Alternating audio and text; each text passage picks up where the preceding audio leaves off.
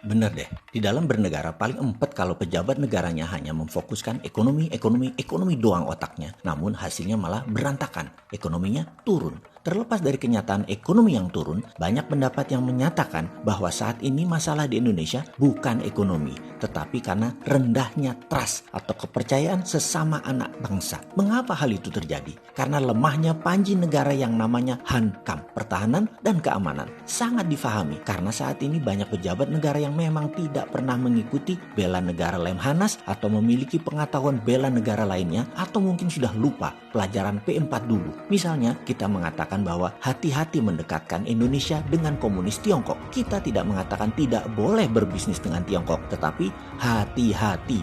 Hati-hati karena kita tahu bahwa Tiongkok menjalankan strategi ofensif yaitu kolonialisasi 5.0. Dengan mengingatkan hal seperti ini, lalu kita dibilang anti pemerintah. Kok gitu ya melihatnya? Kalau anti pemerintah kategorinya cuma bisa nyinyir dan tidak memberi solusi. Sementara kita lengkap alasannya mengatakan hati-hati itu kenapa? Dengan Tiongkok itu harus hati-hati kenapa? Dan membuktikan bahwa Tiongkok menjalankan kolonialisasi 5.0. Mau bukti? Berapa kali kita mengatakan bahwa nation interest sebuah negara bisa menjadi nation threat negara lainnya. Kalau yang kelola negara paham apa itu strategi geopolitik negara lainnya. Misalnya Tiongkok yang punya nation interest untuk menghidupi 1,5 miliar penduduknya. Telur ayam satu hari mereka butuh berapa ton? Bahan bakar minyak BBM mereka butuh 10 juta barel per harinya. Gas, beras, minyak goreng, berapa ton per harinya mereka butuhkan. Sebagai negara produsen, mereka juga memerlukan bahan baku industri yang berkelanjutan.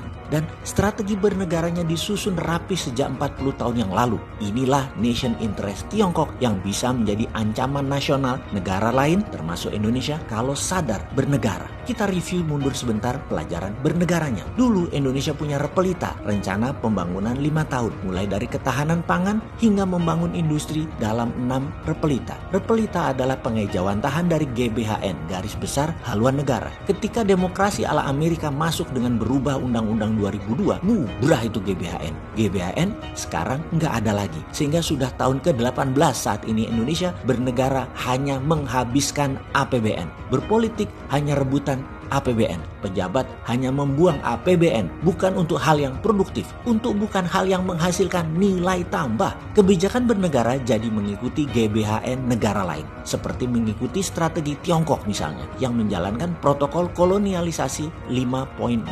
Kita buktikan, kita mengingatkan strategi close loop-nya turis Tiongkok di Bali. Pertama, beli hotel penginapan mulai dari kelas melati sampai bintang 5. Lalu beli restoran, lalu beli toko oleh-oleh, lalu atur biro perjalanan di Bali dengan kendaraan bis, penterjemah, lalu bekerja sama dengan beberapa toko, kafe, dan restoran untuk menerima pembayaran. Ketika pesawat mendarat di Bali, para turis tersebut dijemput bis, dibawa ke hotel milik mereka, lalu makan di resto milik mereka, lalu menonton tari kecak ke tempat wisata, balik lagi makan di resto lain lagi milik mereka juga. Terus berhari-hari begitu, kemudian pulangnya beli oleh-oleh di toko mereka, sampai balik ke pesawat lagi, semua dikawal dengan ketat. Apa yang Bali dapat? Tidak lebih 20% dari fulus Tiongkok ditambah tokai dan kencingnya Tiongkok tadi di Bali. Uang semua menggunakan Alipay, WeChat Pay, dan uang digital e-renminbi, apapun itu, muter semua di dalam sistem keuangan Tiongkok. Itulah salah satu bukti kolonialisasi 5.0. Mau kita teruskan lagi. Kemudian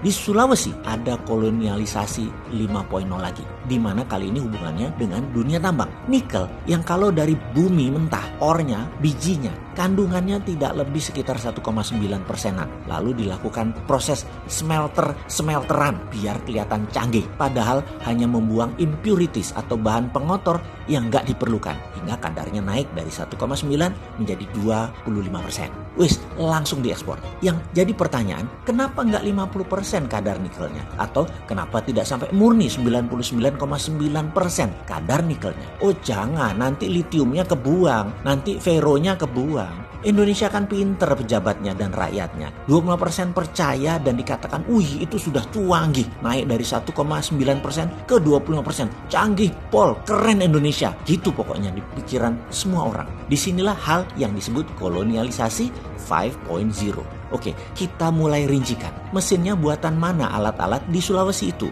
Modalnya dari mana? Tenaga kerjanya dari mana? Mata uangnya apa? Lalu hasilnya nikel 25% tadi dibayar ke Indonesia pakai yuan. Semuanya milik Tiongkok. Hore, yuan sekarang sudah jadi devisa negara. Pinter ya? Ini terobosan baru.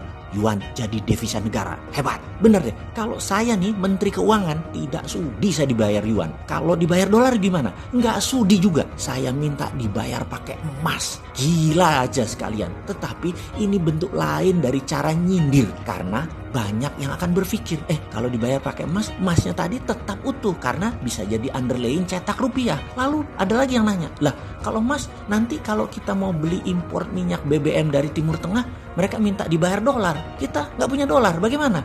Nah, ini logika yang benar. Kita nggak punya dolar buat beli BBM. Begini bos, yang lebih geblek adalah saat ini dolar nggak ada, malah yuan adanya. Itu Saudi dibayar emas lebih mau kali daripada dibayar yuan. Jadi begitu cadangan devisa Indonesia yuan, itu namanya Indonesia jadi provinsinya Tiongkok. Dan itu kolonialisasi 5.0. Paham? Gitu aja kok dibilang kita anti pemerintah. Kita ini wong bodoh ngaku pinter. Itu lebih pas.